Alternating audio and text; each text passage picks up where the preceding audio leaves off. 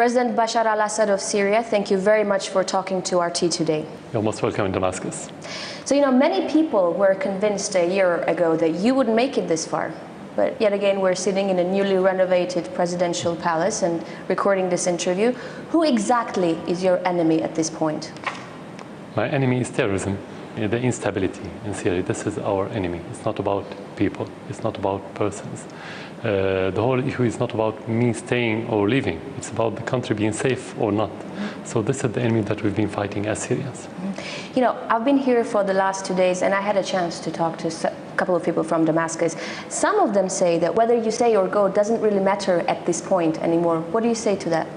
I think for the president to stay or to leave is a popular issue. It's not personal issue. And the only way to define this term precisely through the ballot boxes. So it's not about what we hear, it's about what we can get through that box. And that box will tell any president to stay or leave, very simply. I think what they meant was that at this point, you are not the target anymore, Syria is. I wasn't the target, I wasn't the problem anyway. The West always created enemies. It was the communism, then it became the Islam, then it became Saddam Hussein for different reasons. And now they wanted to create a new enemy, as Bashar. So they said the problem is the president, so he has to leave. That's why we have to focus on the real problem, not to waste our time listening to what they say. But do you personally still believe that you are the only man who can hold Syria together and the only man who can put an end what the world calls a civil war? We have to look at it from two aspects. The first aspect is the Constitution, and I have my authority through the Constitution. According to this authority and to the Constitution, I have to be able to solve the problem. But if we mean it that you don't have any other Syrian who can be president, no. Any Syrian could be president. We have many Syrians who are eligible to be in that position. You cannot link the whole country only to one person always. But you're fighting for your country. Do you believe that you are the man who can put end to the conflict and restore peace? I have to be the man who can do that, and I hope so. I have. But it's not about the power of the president. It's about the whole society. I have to be precise about this. The president cannot do anything without institutions and without support of the people. So the fight now is not the president's fight, it's Syrians' fight. Every Syrian is involved in defending his country now.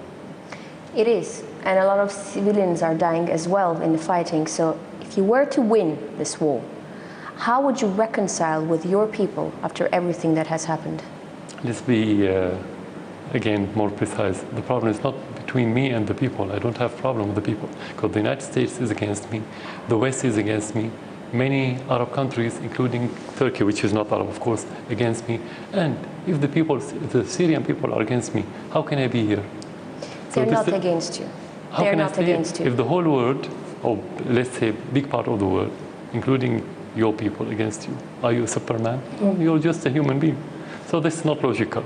So it's not about reconciling with the people. And it's not about reconciliation between the Syrian and the Syrian. You don't have civil war. It's about terrorism and support coming from abroad to support terrorists to destabilize Syria. This is our war. You still don't believe it's a civil war? Because I know that there's a lot of, except for terrorism, which everyone believes takes place in Syria, there's also a lot of confession-based strife. For example, we all heard about the mother who has 2 sons. One son is fighting for the government forces, another one is fighting for the rebel forces. How is this not a civil war? You have division, but division doesn't mean civil war. It's completely different. Civil war should be based on ethnical problem or sectarian problem. Sometimes you may have sectarian or ethnical tension, and tension doesn't mean problem. So if you have division in the same family or in a bigger tribe or whatever, or in the same city, it doesn't mean civil war. This is completely different, and that's normal. You should expect that. When I asked about reconciling with your people, this is what I meant. I've heard you say on many different occasions that the only thing you care about is what Syrian people think of you and what Syrian people feel towards you and whether you should be a president or not. Aren't you afraid that at the end of the day, because there's been so much damage done to the country, that they won't care about the truth, but they will just blame you? Yeah, this is a hypothetical question because what the people think is the right thing. So what they think, we have to ask them. But I don't have this information right now. So again, I'm not afraid about what they think about me. I'm afraid about my country. We have to be focused on that. Okay. You know, for years, there has been so many stories about almighty Syrian army, omnipotent Syrian secret services. But then we see that, you know, the government forces aren't able to crush the enemy like people expected it would. And we see terrorist attacks take place in the middle of Damascus almost every day. Were there myths about the Syrian army and about the strong Syrian secret services? Usually when you have army, when you have secret intelligence, the things should focus on external enemy, not internal enemy. Even if you have internal enemy like terrorism, you have society that could help you at least not to provide the terrorists with incubator. In that case, it's a new kind. We have a new kind of war. Terrorism through proxies, either Syrians living in Syria or foreigner fighters coming from abroad. So it's a new style of war. This is first. So you have to adapt with this new style. It takes time. It's not easy. Okay. And to say this is easy as a normal or let's say traditional or regular war, no. It's much more difficult. Second, the support that they've been had, that's been offered to those terrorists in every aspect, armaments, money, political, is unprecedented. So you have to expect that it's going to be tough war and difficult war. You don't expect a small country like Syria to defeat all those countries that have been fighting us through proxies just in days or weeks. Yeah, because when you look at it, I mean, on one hand, you have one leader with the army. He tells his army, go straight, go left, go right, and the army obeys. On the other hand, you have fractions of terrorists who have no one to unify them, no unified strategy to fight you. So how does that really happen when it comes to fighting each other? This is another aspect of the problem, that those terrorists fighting from within the cities. In the cities you have civilians. When you fight this kind of terrorists, you have to be aware that you should do the minimum damage to the infrastructure and minimum damage to the civilians, because you have civilians and you have to fight. You cannot leave terrorists just killing and destroying. So this is the difficulty in these kinds of war. You know, the infrastructure, military infrastructure, economy is suffering. It's almost as if like Syria is going to fall into decay very soon, and the time is against you. In your opinion, how much time do you need to crush the enemy? You cannot answer that question because no one claimed that he had the answer about when to end the war, unless we have the answer when they're going to stop smuggling foreign fighters from different part of this world, especially the Middle East and the Islamic world, and when they're going to stop sending armaments to those terrorists. If they stop, this is where I can answer you. I can tell you in weeks we can finish everything. It's not a big problem. But as long as you have continuous supply in men and armaments and everything else and logistics, is going to be long-term war. Also, when you think about it, you have 4,000 kilometers of loosely controlled borders, so you have your enemy that can at any time cross over Jordan or Turkey, rearm, get medical care, and come back to fight you. Exactly. How exactly you deal with no country winning? in the world can seal the border. Sometimes they use this word, which is not correct. Even the United States cannot seal its border with Mexico, for example.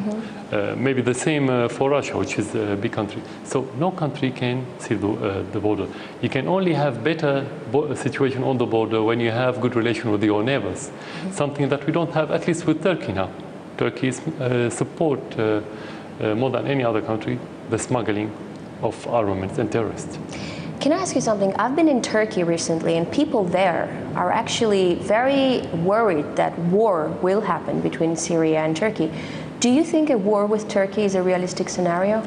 Rationally, no, I don't think in that regard, for two reasons. The war needs public support, and the majority of the Turkish people don't need this war. So I don't think any rational official would think about going against the will of the public in his country. The same for the Syrian people.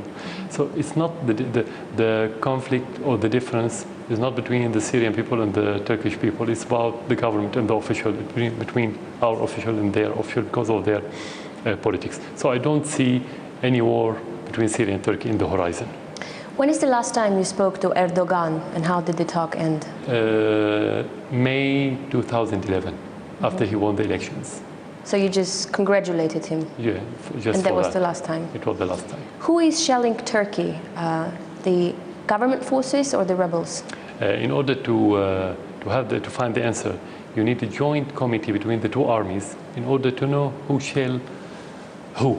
Because on the borders you have a lot of terrorists who have mortars, so they can do the same. You have to go investigate the bomb itself, the place and so on. And that didn't happen. We asked the Turks, the Turkish government, to have this committee. They refused. So you cannot have the answer. But when you have these terrorists on your border, you don't exclude them from doing so, because the Syrian army doesn't have any order to shell the Turkish land, because we don't find any interest in this, and we don't have any enmity with the Turkish people.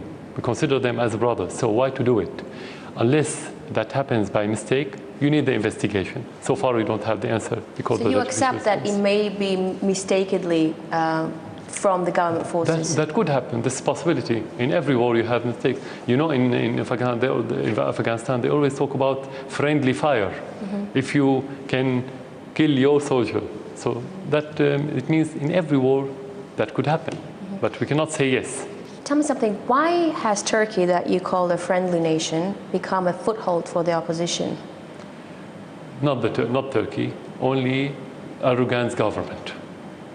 Only, just to be precise, not the Turkish people. Turkish people need good relation with the Syrian people. This is Erdogan. I think he believes that if Muslim Brotherhood take over in the region, and especially in Syria, he can guarantee his political future. This is one reason. The other reason, personally, he thinks that he's the new Sultan of the Ottoman, and he can control the region as it was during the Ottoman Empire under a different, let's say, umbrella, which is the Islamic, but not the Ottoman Empire, not to be Khalifa. But in his heart, he thinks that he's Khalifa, maybe. These are the main two reasons for him to change or to shift his policy from zero problems to zero friends. But it's not just the West that opposes you at this point. You have so many enemies in the Arab world. Why? And that's to say, like 2 years ago, when someone heard your name in the Arab world, they would straighten their ties.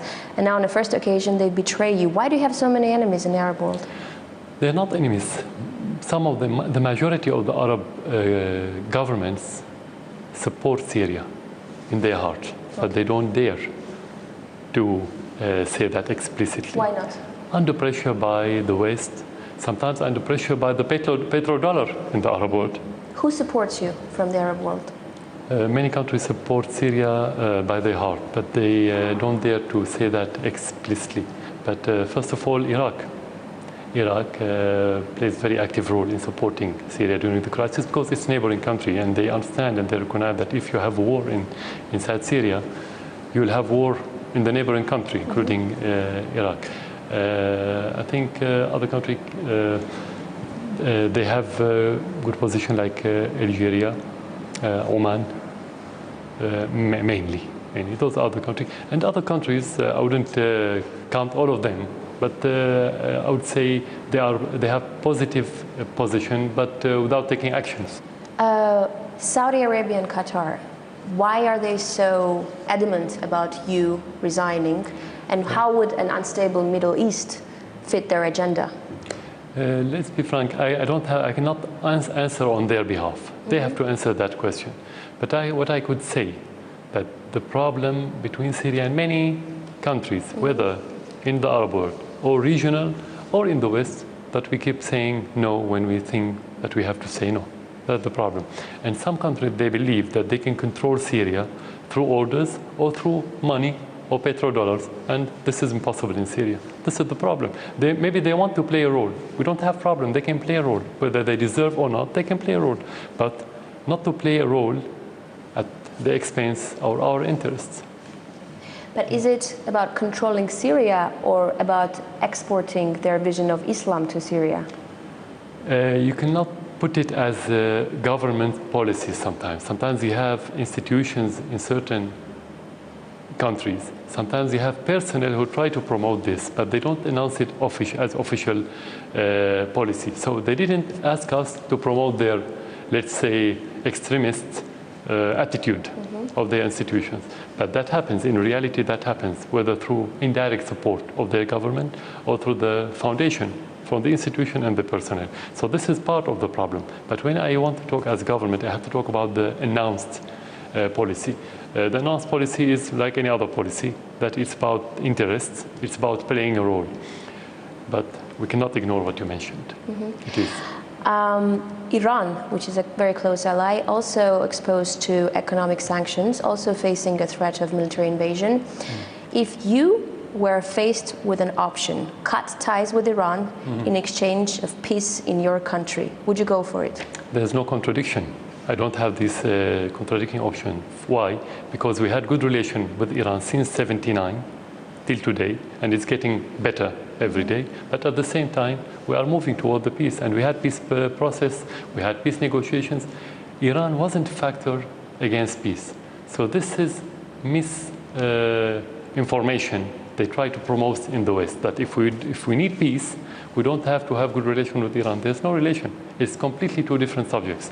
Iran supported Syria, supported our cause, the cause of the occupied land, and we have to support them in their cause. That's very simple. Iran is a very important country in the region. If we are looking for stability, we need good relation with Iran. You cannot talk about stability while you have bad relation with Iran, with Turkey, with your neighbors, and so on. This is it. Do you have any information that the Western intelligence are financing rebel fighters here in Syria? No, so far what we know that they are offering the knowledge support of the terrorists through Turkey, sometimes in Lebanon, mainly. But we have the other intelligence, not the Western, in the region. Some of them are very active, more active than the Western, under the supervision of the Western intelligence. What's the role of Al-Qaeda in Syria at this point? Are they controlling any of the rebel coalition forces? No, I don't think they're looking to control. They look to have their own, let's say, kingdom or emirat in their language. But mainly now they try to scare the people through explosion, assassination, suicide bombers, things like this, to push the people toward desperation and to accept them as a reality. So they go step by step. But their final aim is to have this, let's say, Islamic emirate in Syria, where they can promote their own ideology in the rest of the world. From those who are fighting you and those who are against you, who would you talk to? We talk to anyone who has genuine will to help Syria, but we don't waste our time with anyone who wants to use our crisis for his own personal interest. You know, you've been many times, not you, but the government forces have many times been accused of war crimes against their own civilians. Do you accept that the government forces have committed war crimes against their own civilians? We are fighting terrorism. We are implementing our constitution by protecting the Syrian people. Let's go back to what happened in Russia more than a decade ago. You faced the terrorism in Chechen and other places. They attack people in theaters, schools, and so on. And the army in Russia protected the people. Would you call it war crime? No, you wouldn't. A few days ago, Amnesty International recognized the crime that was committed a few days ago when they captured soldiers and executed them. And the Human Rights Watch recognized more than once about the crimes of those terrorist groups, and it was described a few days ago as war crime. This is the first point. The second point, if you have army that committed crime against its people, this is devoid of logic, because the Syrian army is made up of Syrian people.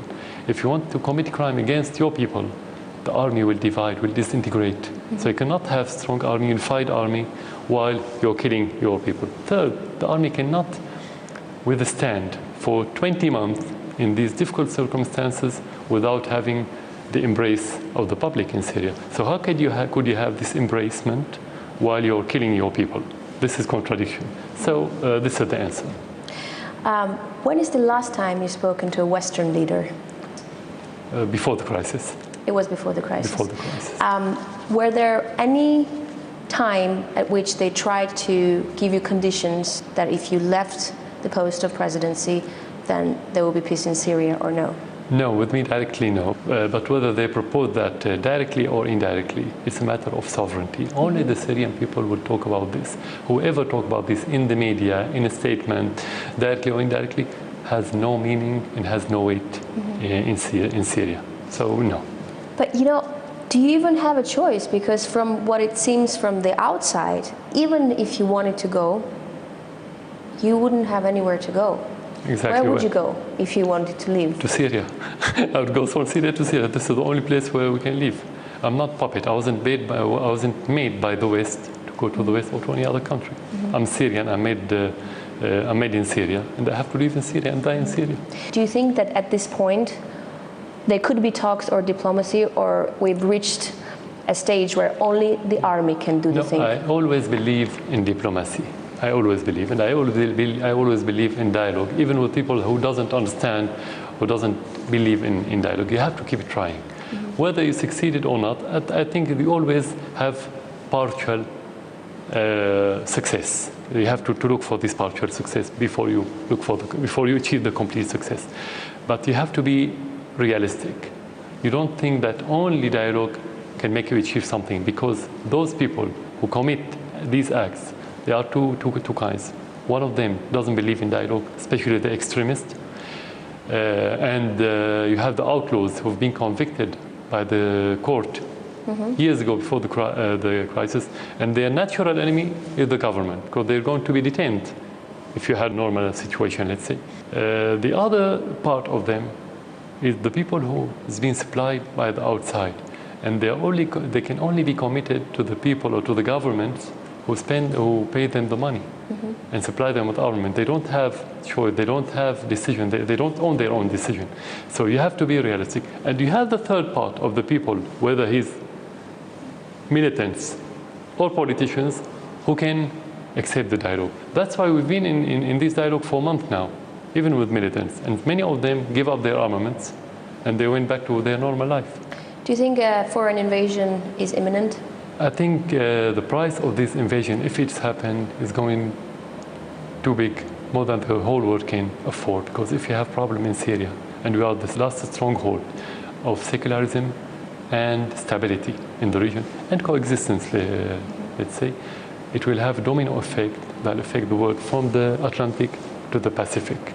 And you know the implication of on the rest of the world. I don't think the West is going in that regard. But if they do so, nobody can tell what's next. Mr. President, do you blame yourself for anything? Normally, you have to find mistakes. You do it with every decision. Otherwise, you're not a human. What's your biggest mistake? I don't remember, to be frank, now. But I always, even before taking the decision, I have to consider that part of it will be wrong. But you cannot tell about your mistake now. Sometimes, especially during crisis, you don't see what's right and wrong until you overcome the situation that you are in. So I wouldn't be objective to talk about mistakes now, because you're still in the middle of the So you don't have regrets yet? Not now, as it. When everything is clear, you can talk about your mistake. But you definitely have mistakes. That's no. If today was 15th of March 2011, that's when the protests started to escalate and grow, what would you do differently? What I would do what I did. Exactly on the 15th the same. of March, exactly the same. To ask the different parties to have dialogue and to stand against the terrorists. Because that's how it started. It didn't start as marches. The umbrella was marches, but within those marches you had militants who started shooting the civilians and the army at the same time. Maybe on the tactical level you could have done something different, but as president you're not tactical. You always take the decision on strategic level, which is different. President Al-Assad, how do you see yourself in 10 years' time? In 10 years, through my country, I cannot see myself. I can see my country in 10 years' time. This is where I can see myself. More do you see stable. yourself in Syria? Definitely, I have to be in Syria. It's not about the position. I don't see myself whether president or not. That's not my interest. I could see myself in this country, safe country, stable country, more prosperous country. President Bashar al-Assad of Syria, thank you for talking to our team. Thank you for coming to Syria again.